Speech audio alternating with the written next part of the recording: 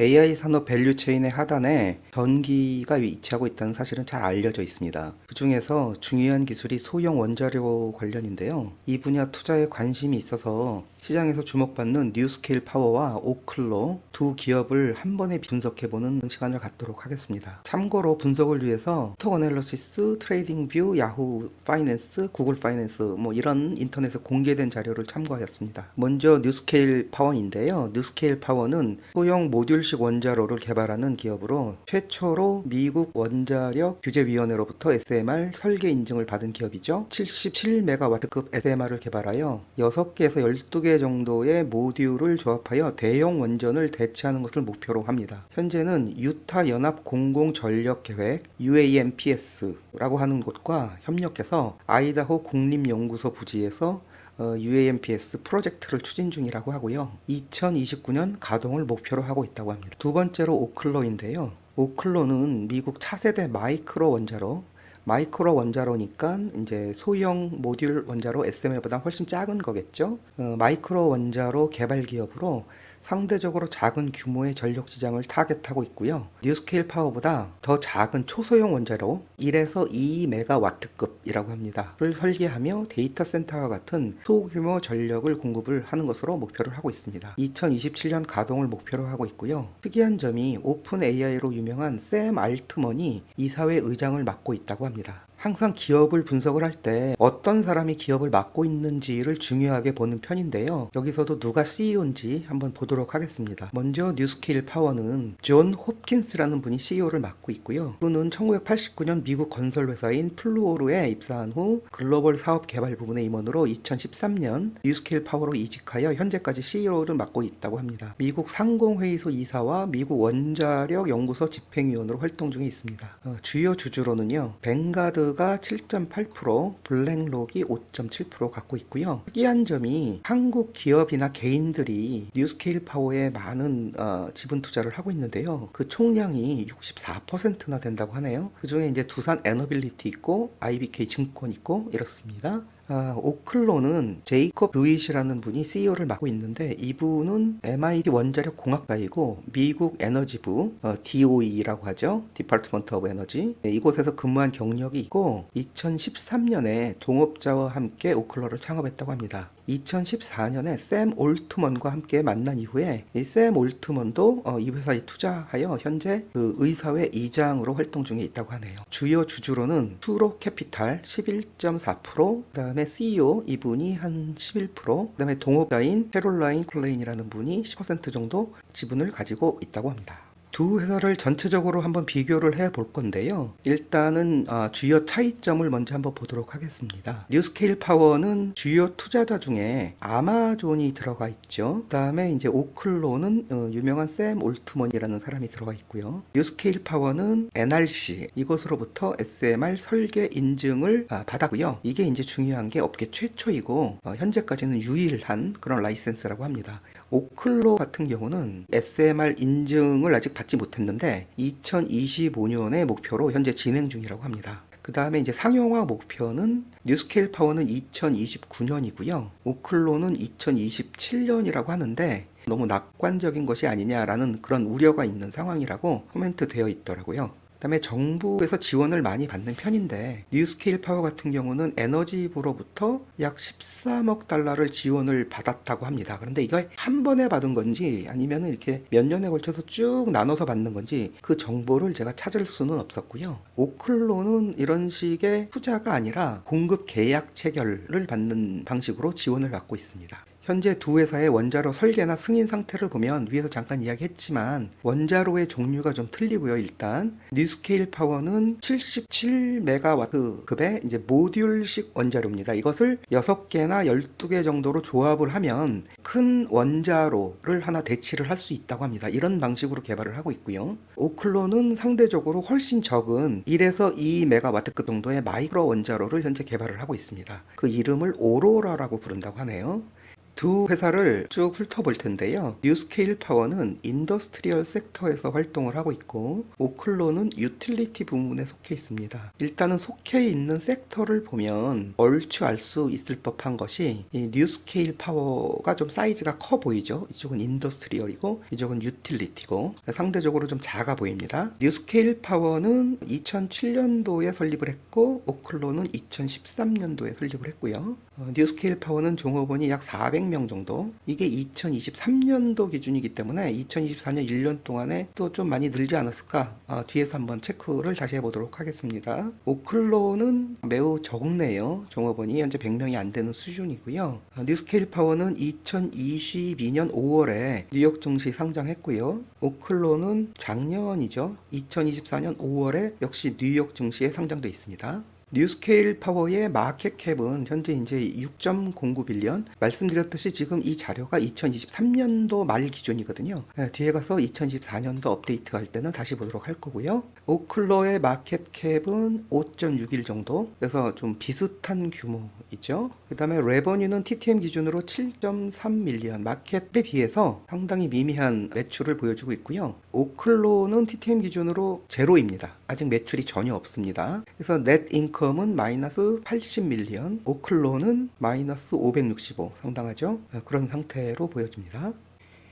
두 기업의 재무 관련 상태를 좀 자세히 들여다보도록 하겠습니다. 뉴스케일 파워는 좀 업데이트가 됐죠? 마켓캡이 6.53빌리언이고요. 오클로는 5.61빌리언, 상당히 두 기업이 비슷합니다. 그 다음에 종업원 수는 1년 동안 많이 늘었습니다. 552명으로 보고되고 있고요. 오클로는 종업원 수를 발표하지 않고 있습니다. 주식 관련 내용을 들여다보면 뉴스케일 파워는 유통 주식과 비공개 주식의 비율이 약 8대2 정도가 됩니다. 오클로의 경우는 유통 주식과 비공개 주식이 절반 정도가 됩니다. 자본 구조를 한번 살펴볼 건데요. 뉴스케일 파워는 마켓 캡이 6.53빌리언이고요. 마이너리티 인터레스트가 이제 69, 이 정도. 캐시와 캐시성이 161 정도. 그래서 요거에서 요거 두 개를 빼면은 6.3빌리언 정도의 시장 가치, 기업 가치가 계산이 되어집니다. 오클로의 경우는 마켓 캡은 5.6빌리언이고 데빗이 이 정도, 그다음에 캐시와 캐시성이 이 정도. 그래서 요거 두 개 더해서 요거 빼면은 5.38빌리언 정도의 기업 가치가 계산되어집니다. 현재 시장에서 주는 밸류에이션을 한번 살펴볼 건데요. 뉴스케일 파워는 현재 PSR 기준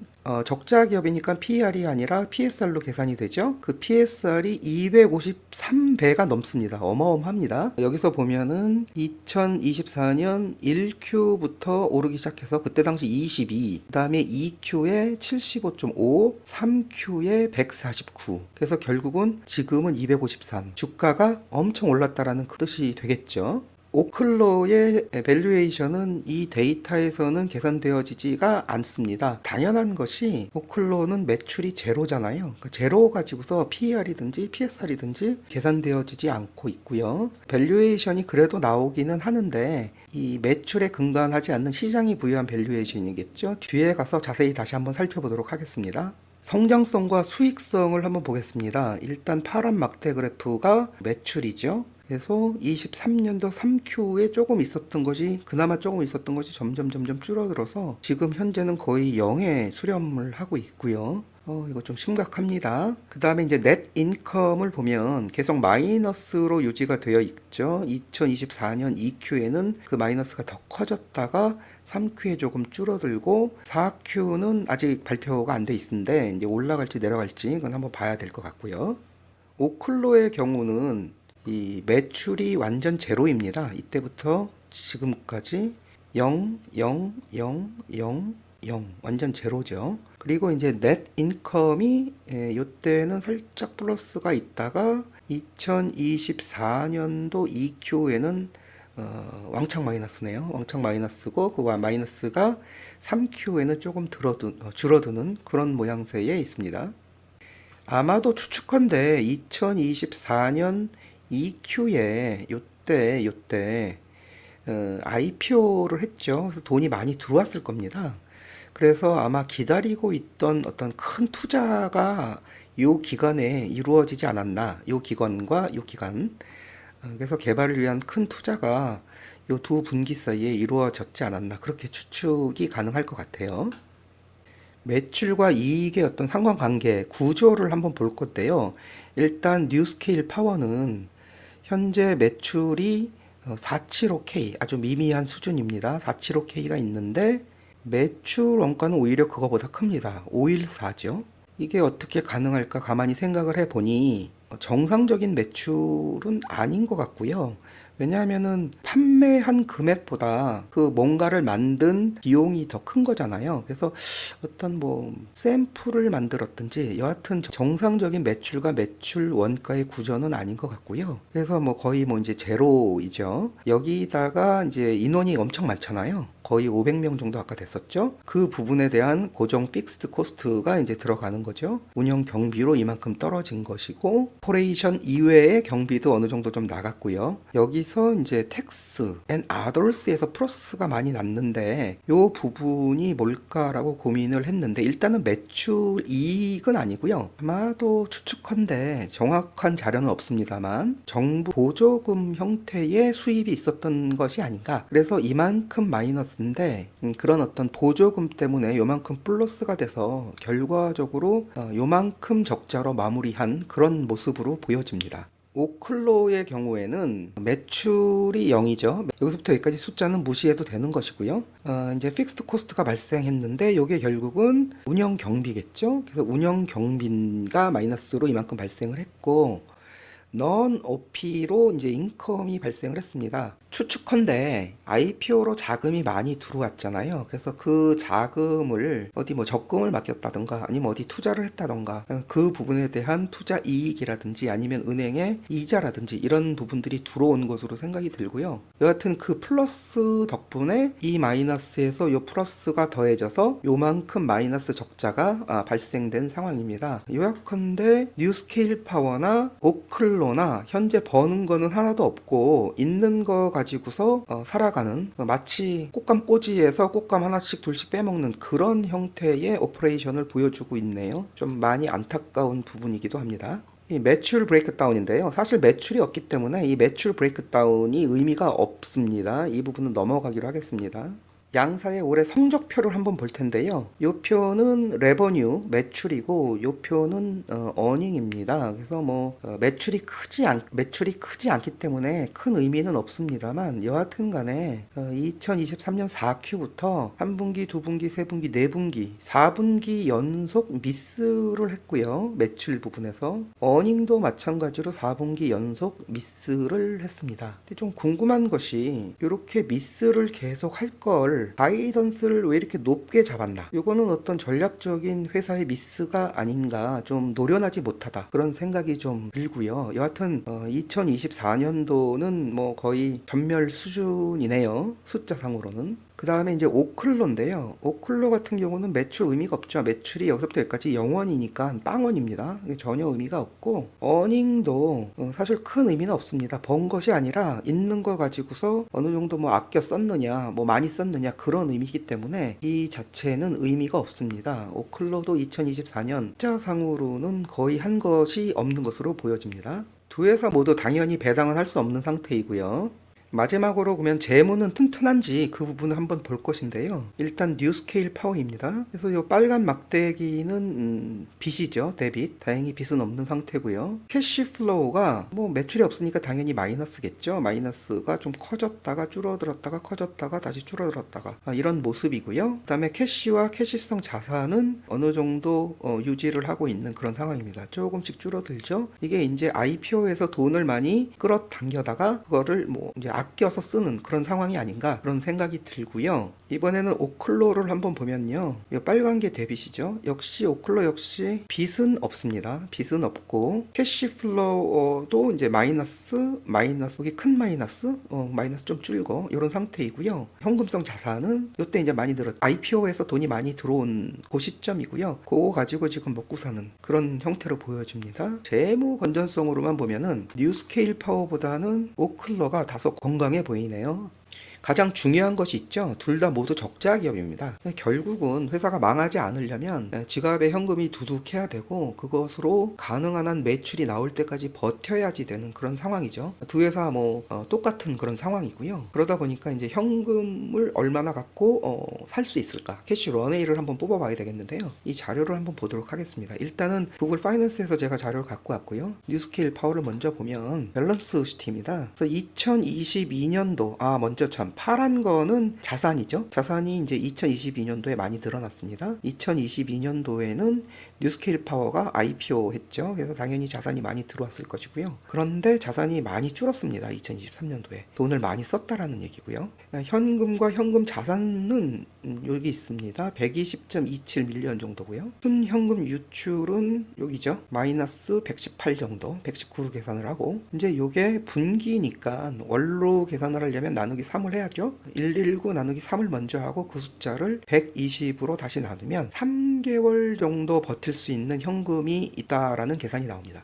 요 정도면은 지금 당장 뛰어가서 어디 가서 돈을 구해와야지 되는 그런 상황, 재무적으로 굉장히 위태한 상황으로 보여집니다. 요 표가 만약에 틀렸다라면 이 계산이 틀렸을 텐데 구글에서 공개된 자료이기 때문에 그렇게 크게 틀렸을까라는 생각. 그래서 결론적으로 뉴스케일 파워는 지금 당장 돈이 엄청 급하다, 위험하다 이렇게 생각이 들고요. 두 번째 오클로인데요. 오클로는 자산이 2024년도 6월에 많이 늘었죠. 이때 이제 IPO를 해서 돈을 많이 땡겨왔고요. 아직까지 자산 관리 잘해서 유지를 하고 있습니다. 그래서 현금과 현금 자산성은 231 정도 있고요. 지난 분기 순현금 유출은 14 정도. 그래서 그거를 3으로 나누면 1개월 평균이 나오고 그 1개월 평균 숫자를 231로 나오면은 한 50개월 정도 버틸 수 있는 그런 자금을 현재 보유하고 있습니다. 뉴스케일 파워에 비하면은 자금적으로는 상당히 여유 있습니다. 결국은 오클로는 돈은 많다. 이제 매출만 땡겨오면 된다. 이런 결론을 낼 수가 있겠습니다. 이 표에서는요.